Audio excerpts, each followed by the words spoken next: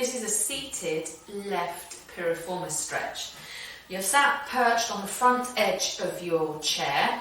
We're just checking that you're not slumped to start with or arched. You're going to be sat right on top of your sit bones. We start with both legs straight out in front of you, and you're going to cross your left ankle over your right ankle and then slide up that leg, keeping that pelvis nice and level. Bring the underneath foot in line with that hip. And then we're going to cup underneath the left knee, around the left ankle, pulling that thigh bone up slightly.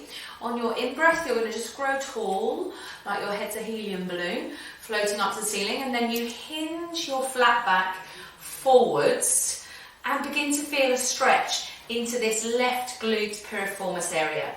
And we can breathe in and out and hold there.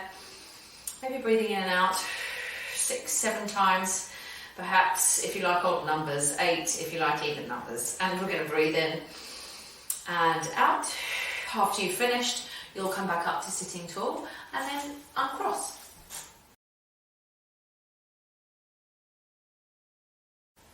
So we're going to do the left piriformis stretch. So you're going to find yourself sat on the very front edge of your chair, not so that you fall off, but that your pelvis feels supported. We're going to watch out for starting in a scoopy forward bottom or a sticky outy bottom. You're going to try and find that centered, even base. Have your hands hold the chair as you slide both legs straight. Keeping the pelvis steady, you'll cross your left ankle on top of your right ankle. Slide up the left leg, slide the right leg into position, cupping your left hand underneath your left knee and your right hand around your ankle, and growing tall so that you can feel how your pelvis is on the chair and you've got this nice height through your whole spine, sitting up as straight as is physically possible. From here, we're going to hinge forwards, that rectangle shape. We want to keep, again, that feeling of height. There's a temptation for gravity to win and want to crumple us and flex us down. We want to resist that and stay lengthening out through the crown of the spine, of the head there, as you breathe in and breathe out, feeling that stretch coming into that left glute, left piriformis zone. And you can stay there for 60 seconds, something like that, as you breathe in and out, and then restack, uncross, left piriformis stretch, that's on the chair.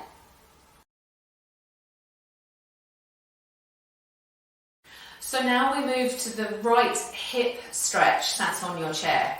We're going to face to the side, so I'm facing towards my left leg, and I'm bringing my right foot behind me. I'm just tucking those toes underneath so that I'm on the ball of the foot. And the headlights, the knobbly hip bones of my pelvis, need to face square to the side, in line with that left leg facing forwards. It's very tempting to think you're doing a stretch when your hips are open and facing towards the right. We want the pelvis to face all the way forwards. And the wheels of your pelvis, your ilium, we're going to ask for that slight posterior tilt, that scoopy forward bottom, where your coccyx, your tailbone presses towards your pubic bone lifts up towards your navel, behind your head and out through the crown of your head. And we feel the stretch happening down through the front of that right thigh. You can have both hands on the front thigh, just gently pressing down to give you some counter resistance so that you can draw that height through the spine, still keeping the tilt in your pelvis and making sure there's no banana back, no lordosis happening here in the lumbars. We want to keep that as tall as we possibly can. And you can breathe in through the nose, out through the mouth, 10 times, say, feeling that stretch just intensify a little bit. When you're done, hold the back of your chair and help that back leg forwards and then swivel onto your bottom to come into a more comfortable position. That was your right hip stretch, sat on the chair. So this is a kneeling right hip stretch. I'm down on the floor and I've just put a little cheeky pillow underneath my kneecaps, otherwise it's a bit uncomfy on a hard floor.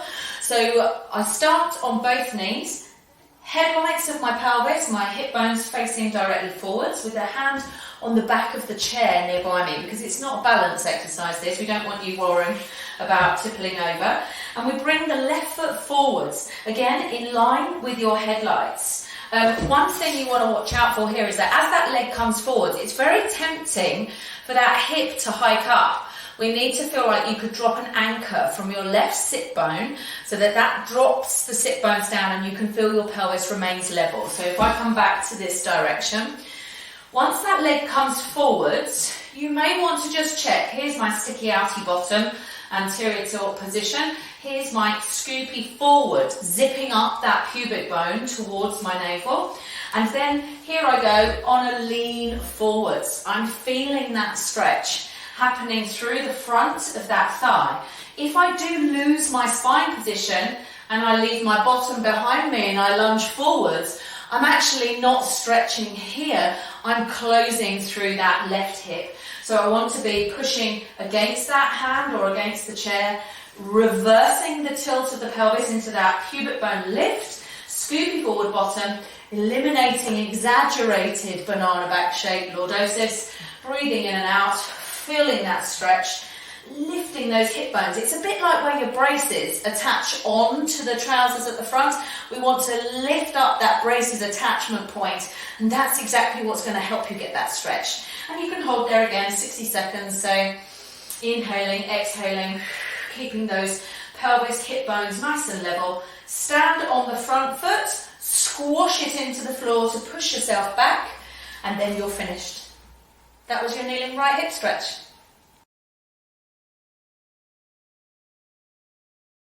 Here is the foam roller arm series. So I'm kneeling on the floor. I've got my foam roller here to my left hand side.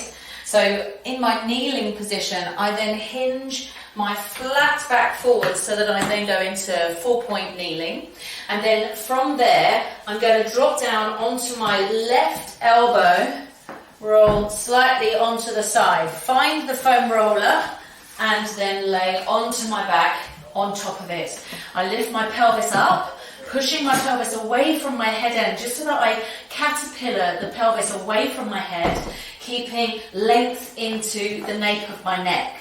So my feet, because I'm on this lovely long foam roller, my ankles are just connecting to the roller. If you can't feel your foam roller, because it's a shorter version, do just check that your feet are parallel. I wouldn't want them all the way out here, for example. So we want them to be slightly a narrower base. This is challenging your core. That's the point of this exercise. And it's linking your arms into your core, because our arms attach into the lower back and we want to stabilize that back. So begin looking at the ceiling and float your long straight arms up towards the ceiling. Note my hands are in line with my chest. They're not over my head. So the arms are perpendicular to the floor.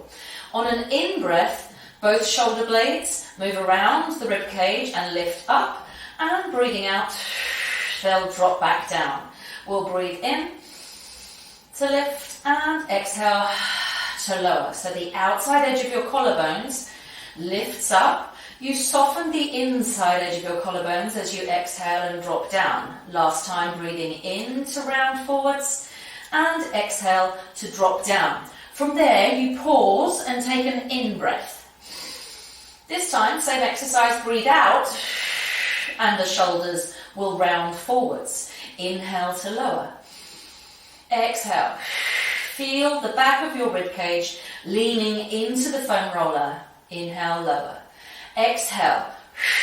Closing those ribs, feeling your feet stand into the floor. Inhale to lower. Exhale to round forwards last time.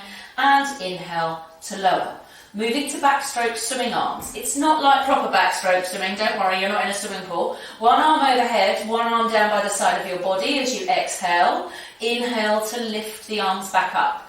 Note, my palms are facing towards each other as I lift and lower my arms. And when the arms go overhead, watch out for what we call bin lidding. Those front ribs can lift up and increase your arch. I'd like your front ribs to stay leant into your back ribs as you switch the arms, exhaling to lower and inhaling to lift back up.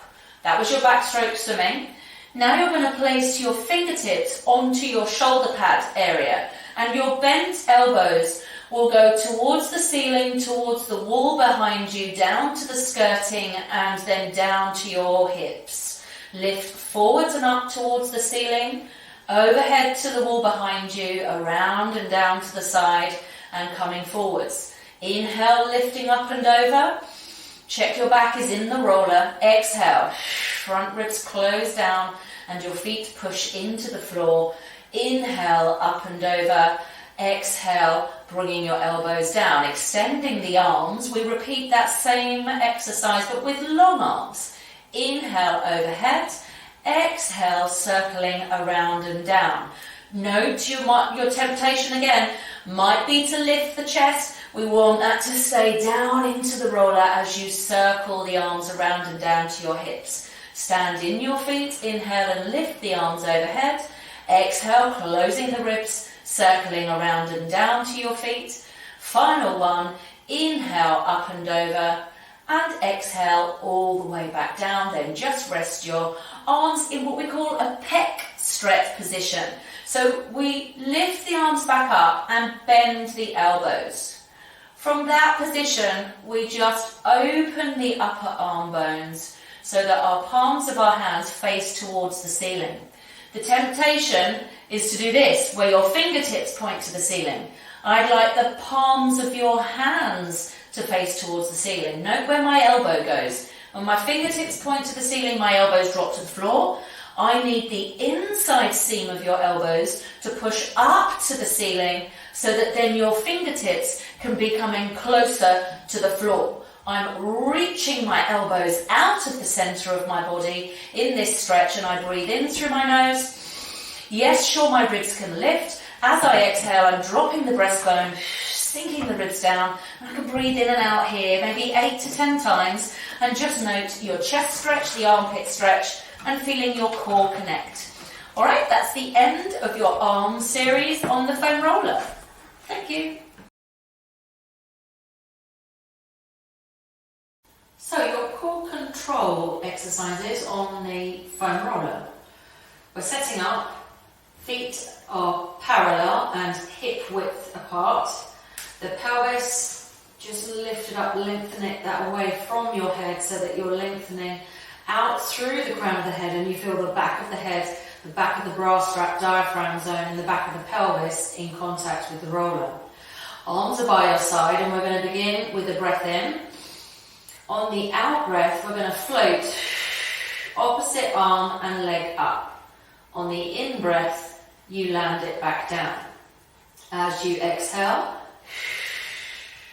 we float up. Inhale, we lower back down. If we're not thinking about the floating arm and leg, we can be focusing on the pressing down arm and leg. And the stability of the pressing down of the foot on the floor and the arm on the floor is what's going to help you organise your trunk and your core control. Exhaling to lift, inhaling to lower, exhaling to lift and inhaling to lower, leaving both arms on the floor. We'll then continue with the legs only. One leg floats up and the second leg joins it. And then one leg floats down and the other leg floats down. So as you're exhaling, you can continue to breathe out and join the other leg in the air. Pause to breathe in and then breathing out, sinking through the ribs, the breastbone, lowering one foot and then the other. Pausing to breathe in. As you're exhaling, standing one foot into the floor to float one leg up and then joining the other on that exhale. Inhale, pause, exhale, lowering down and then lowering back down.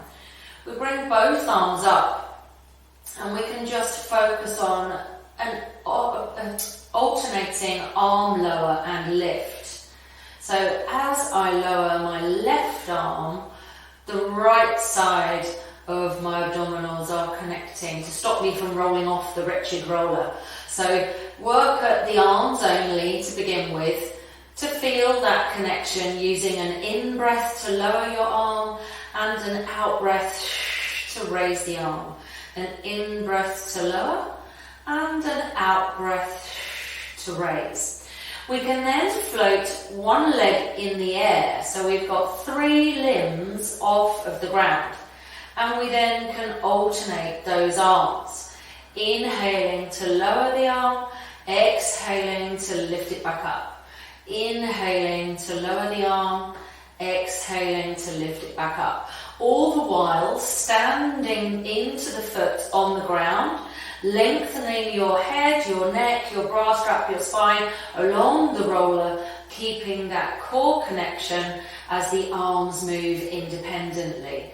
Then we'll swap sides, so you land one foot onto the floor, get that foot connection, and then raise the other knee up in the air.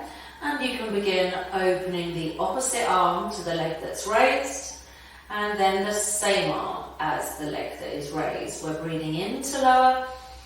As you breathe out, leaning into the back of your head, your bra strap zone, the pelvis. As the arm opens, you're breathing in, exhaling to close, and inhaling to open, and exhaling to close. We can land the feet down, and then the arms just drop down by your side, and we do the beach twirl roll off, slopping off to the side, and then laying onto your back, and just enjoy the floor and how that feels for your spine afterwards. That was your core control.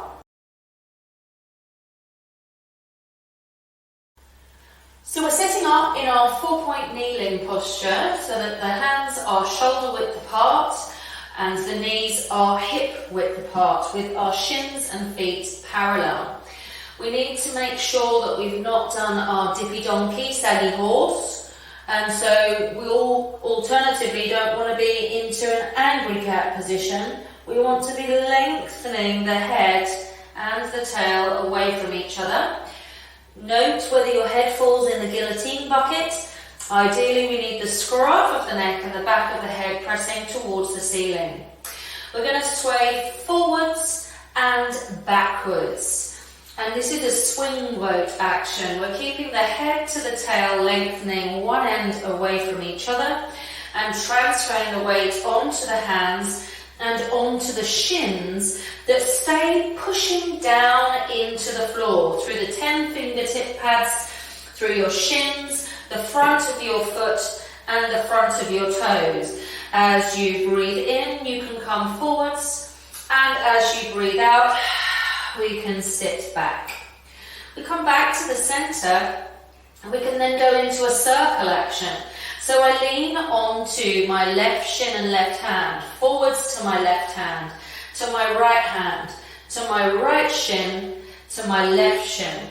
And I'm circling around. It reminds me of a plate that's spinning on the top of the pole, but we're keeping that as level as we can as we circle. And then we go in the opposite direction, checking that the scruff of the neck is still lifting, that you're lengthening out through the crown of your head, and you keep the push through the forearms, the forelegs, and the feet and the hands in that circling space before you come back into the center. We can move the hands then slightly further forwards. We then transfer the weight forwards, allowing the pelvis to come forwards, opening the chest slightly, and then pushing from your hands. We lead with the tail of the spine, the coccyx, to go back towards the prayer stretch. We stay in our swing boat sensation before the pelvis lowers towards the floor, and then the hands push the tail to go back towards the feet. A couple of things to watch for here. As you come forwards, gravity might want your spine to fall through your shoulders. We don't want that. We want to keep pushing the floor away.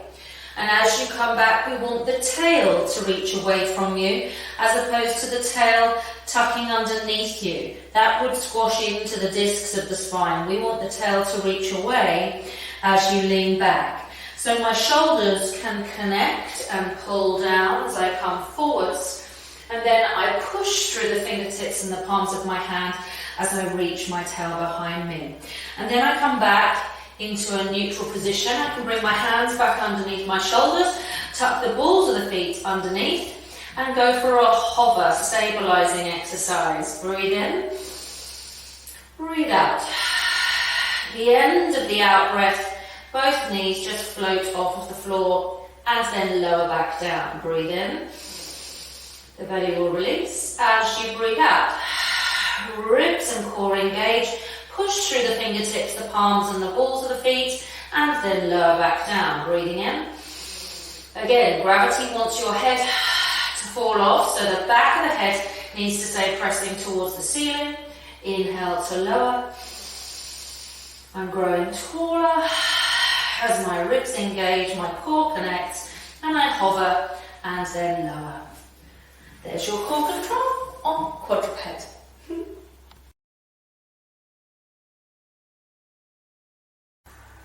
So this is our hip hinge and heel raise combination. We're going to start with a few hip hinges. Just to clarify, my feet are shoulder width apart now, they're slightly wider, and my leg tracking alignment is such that my hips, my knees, my ankles, my toes are nicely aligned.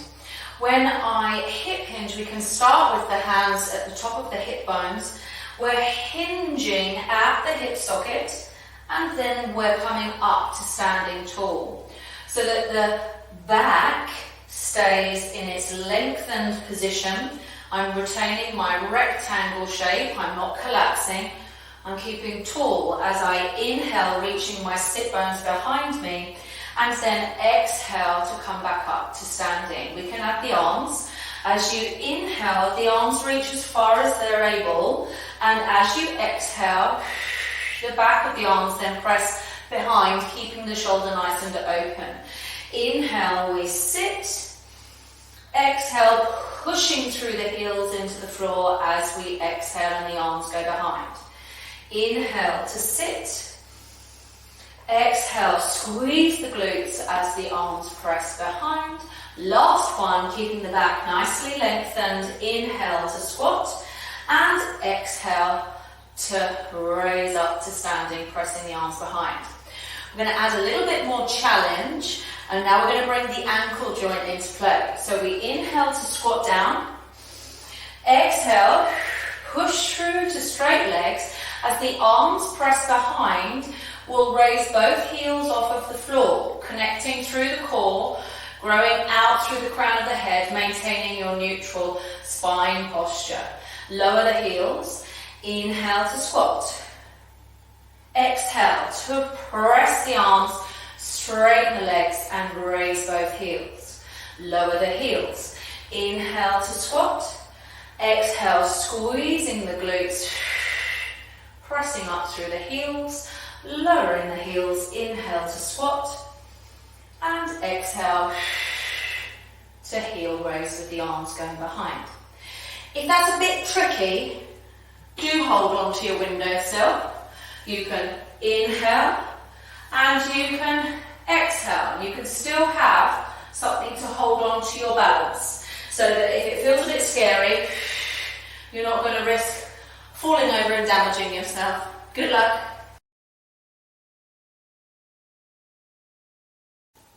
So I'm leaning up against the wall and we're going to do our opposite arm and marching legs. We've done this laying down. We're wanting to focus on feedback for our rectangle, shoulder, shoulder, hip, hip. And we're going to use the wall for that. So our feet are slightly away from the wall, as if I'm perching up onto a bar stool. I'm starting with my feet closed shut together, along with the inside thighs, knees and shins. My arms, from the outer edge of my collarbones, are aiming to press back to the wall. Some of you may find that your head is not able to be on the wall. Don't panic. But if you can think of growing tall up the wall, that would be super. I breathe in. As I breathe out, I float the opposite arm and leg up. And then I inhale and land it back down.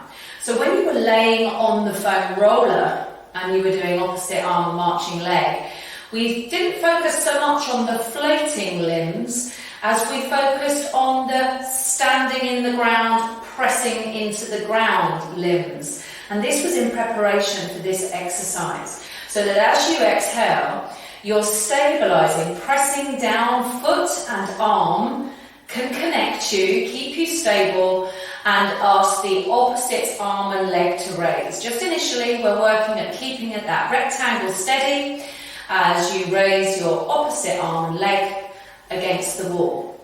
Brilliant.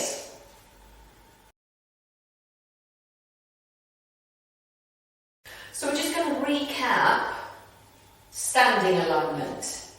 Because after you've done all those exercises, we're wanting to reinforce all those good movement patterns that we've repatterned into your system that's not used to thinking that way or moving that way.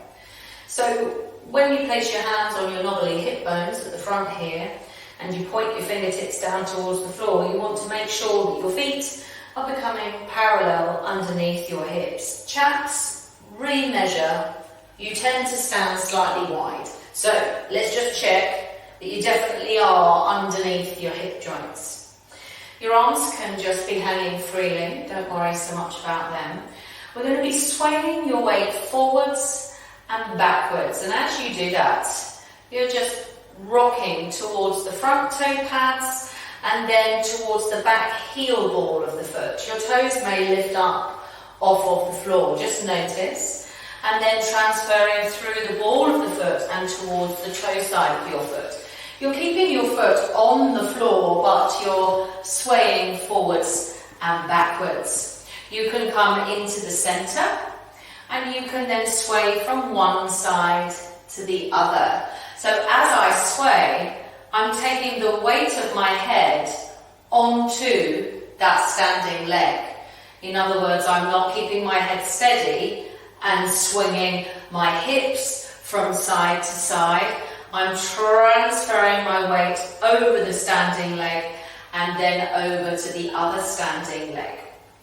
So much so I then don't know where I am, so I have to say, come back to the centre. You're neither forwards nor backwards, and you're neither side to side, but you're right on in the middle.